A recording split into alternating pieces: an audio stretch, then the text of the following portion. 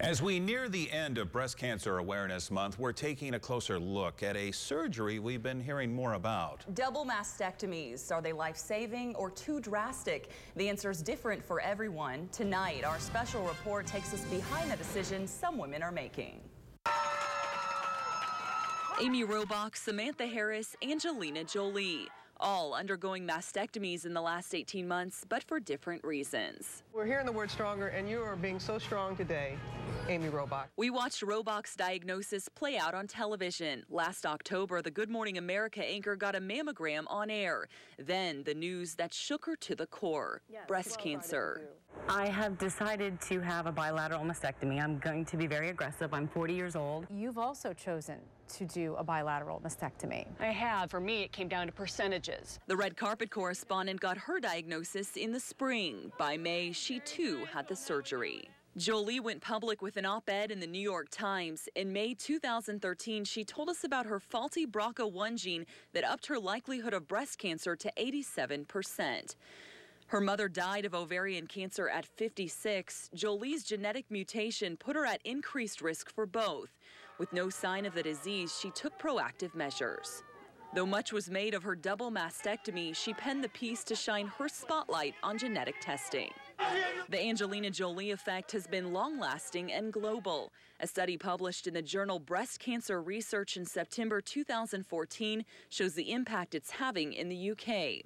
According to its authors, in the months following Jolie's story, medical referrals went up twofold. Requests for BRCA1 and 2 testing nearly doubled. Inquiries about a preventative procedure were also up.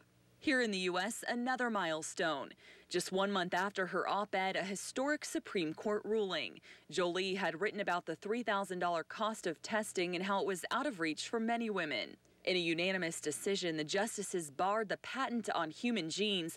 The company with it, Myriad Genetics, could no longer hold the monopoly. Competing companies spoke out with plans to offer the same tests for $2,200 and $995.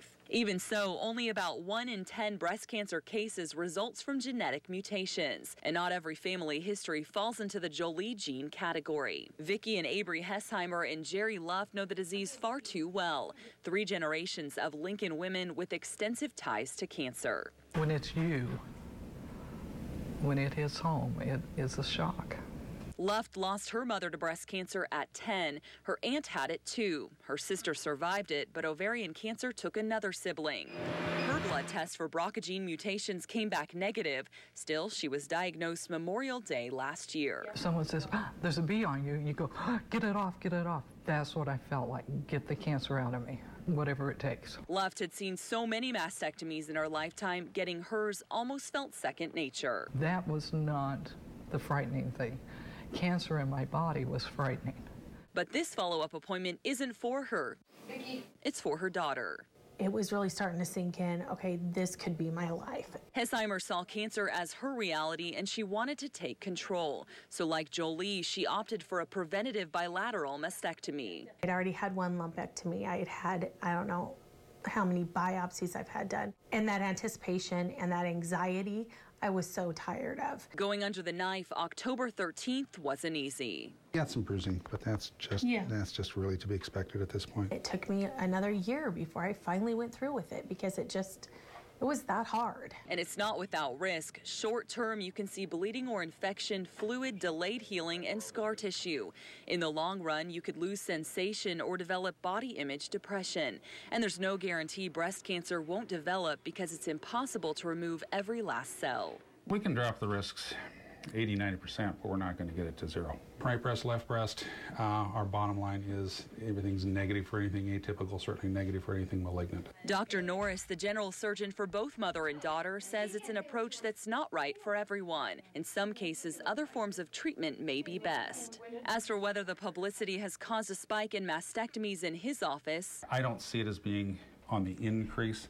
I think there's just more awareness of it. He says each decision is still uniquely made. Thank you, guys. You're welcome. Have a good day. No matter the choice, when it comes to prevention or reaction, So fun!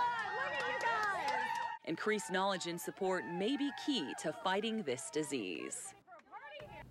Of course, there are a lot of differing opinions and statistics out there. It's something that's not right for everybody. If you're in the situation, best thing to do, of course, talk to your doctor. Yeah, consult with your doctor, talk to your family, all of that. Good report. Thank you so much, Vanessa.